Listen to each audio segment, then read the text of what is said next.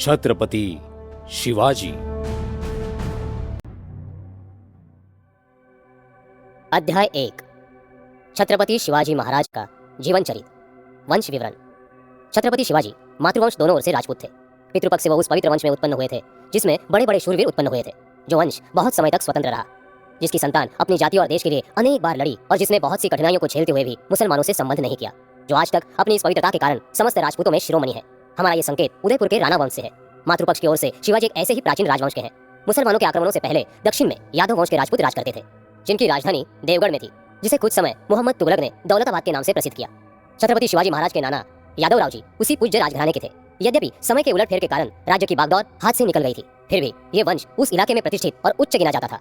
कुछ इलाके उस समय भी उनके हाथ में थे और मुसलमानी राज्य में भी इस वंश के राजपूतों को अच्छे अच्छे पद दिए जाते थे। मराठा वंश में जादवराव का वंश सबसे अधिक बली, पराक्रमी, प्रतिष्ठित और जागीरदार था। जादवराव के वंश का निजामशाही बादशाहत में 10,000 का जागीरदार था। उनके एक वंश में सदा देशमुखी चलती आती थी। छत्रपति शिवाजी महाराज के दादा का नाम मालोजी भोंसले था, जो देरोल ग्राम में रहा करते थे। मालोजी का विवाह दक्षिण में एक प्रतिष्ठित वंश में हुआ था, जो धनवान और प्रतिष्ठित होने के अतिरिक्त अधिक प्राचीन भी था। मालोजी भोसले के साले जी को बनंगपाल निम्बालकर के नाम से पुकारते हैं। कोई कोई उन्हें जगपाल के नाम से भी पुकारते थे। जगपाल अपने समय में एक नामी लड़ाकू वीर हो गए थे। बीजापुर के राज्य में उनका वंश दूसरे नंबर का था, परंतु स्वतंत्रता की अभिलाषा ने जगपाल को स्वतंत्र लड़ाइयों और लूटमार करने पर प्रस्तुत कर दिया। जगपाल की बहन मालोजी को व्याही थी। भोसले उनके राजवंश की उपाधि थी। मालोजी भोसले जी के बड़े लड़के शाहजी भोसले थे। शाहजी का विवाह जाधवराव की कन्या जीजाबाई से हुआ था। इस विवाह की भी एक अनोखी कहानी है। मालोजी भोसले एक साधारण जागीरदार थे और जाधवराव एक बड़े जागीरदार और प्रतिष्ठित व्यक्ति थे, परंतु इन दोनों वंशों में अपूर्व प्रेम चला आता था। एक बार मालोजी भोसले अपने बड़े बेटे शाहजी के साथ जाधवराव के घर गए। उस समय बालिका जीजाबाई अपने पिता जाधवराव के पास बैठी थी। दोनों को आते देखकर जाधवराव बहुत खुश हुए और हंसते हंसते अपनी छोटी पुत्री जीजाबाई से पूछने लगे कि क्या तुम शाहजी की स्त्री बनना पसंद करोगी।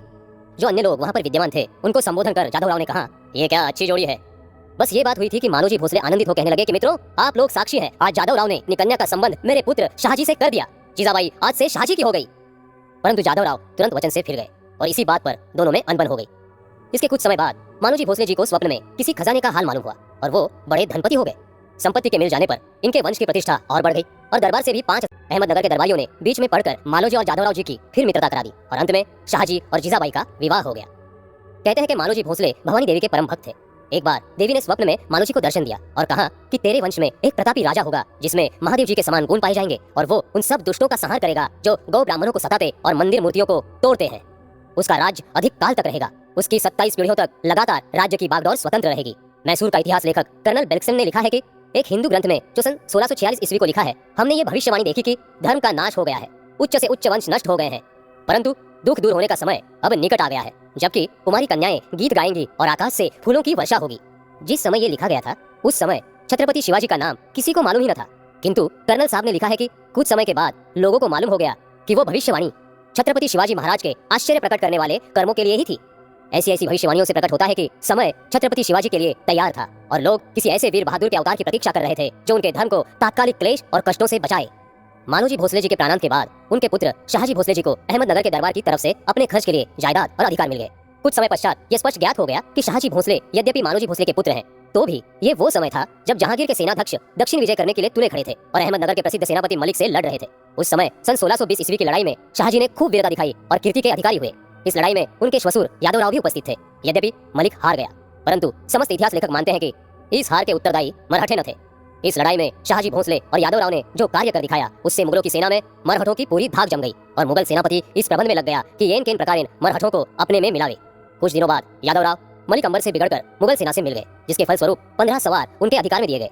इससे अनुमान लगाया जा सकता है कि मुगल सम्राट के प्रतिनिधियों ने जो दक्षिण में लड़ रहे थे, सम्राट की आज्ञा अनुसार एक मराठे सरदार की कितनी प्रतिष्ठा की। जो संबंधी उनके साथ आए थे उनको भी बड़े बड़े पद और अधिकार दिए गए, परंतु शाहजी भोसले अपने श्वशुर के साथ नहीं आए थे। वो अपनी मराठा सेना के लिए अपने स्थान पर डटे रहे। सन 1667 ईस्वी में शाहजहां मुगल राज्य के सिंहासन पर बैठे।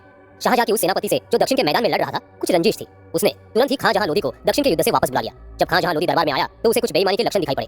वो झट भागकर दक्षिण चला गया और निजामशाही अहमदनगर राज्य की शरण में रहने लगा।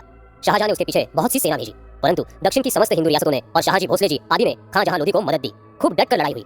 फलस्वरूप मुसलमानी सेना को अधिक हानि उठानी पड़ी और विफल मनोरथ के साथ सेना वापस लौटी। इस पराजय से शाहजहां को इतना क्रोध आया कि स्वयं एक बड़ी सेना लेकर दक्षिण की ओर चला।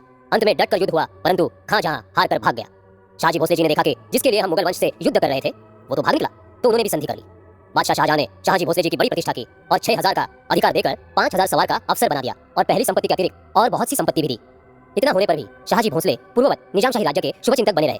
परंतु जब निजामशाही राज्य के प्रधान फतेह खान ने अपने बादशाह का वध करके शाहजहां से संधि करने का विचार किया, किंतु संधि के नियमों पर स्थिर न रहा, तो शाहजी भोसले जी निजामशाही राज्य छोड़कर बीजापुर के दरबार में चले गए। उन दिनों शाहजी भोसले जी का दक्षिण में बड़ा जोर था। आदिल शाह बीजापुर बादशाह से शाहजी का मिल जाना बहुत अच्छा हुआ। इस समय फतेह खान ने शहनशाही सेनापति महावत खान से झगड़ा कर दौलताबाद अर्थात बीजापुर की राजधानी पर चढ़ाई कर दी। शाहजी भोसले इसके साथ खूब वीरता से लड़ते रहे, परंतु अंत में हार गए। बीजापुर वालों ने फतेह खान से संधि की बातचीत की, जिसमें एक शर्त यह थी कि फतेह खान शाहजी भोसले जी को वीरता से युद्ध करने के बदले बहुत कुछ पारितोषिक दे। चतुर फतेह खान ने बीजापुर वालों से संधि करते ही मुगल सेना पर आग बरसाना आरंभ कर दिया, जिसको देखकर महाबत खान को बहुत क्रोध आया और उसने फतेह खान को गिरफ्तार करने का प्रबंध किया। पर खाजमा व खान दौरा नियत किए गए, परंतु वे शाहजी भोसले जी के सम्मुख युद्ध में न ठहर सके। अंत में शाहजहां ने शायस्ता खां और खान दौरा नियत किए गए, परंतु वे शाहजी भोसले जी के सम्मुख न ठहर सके।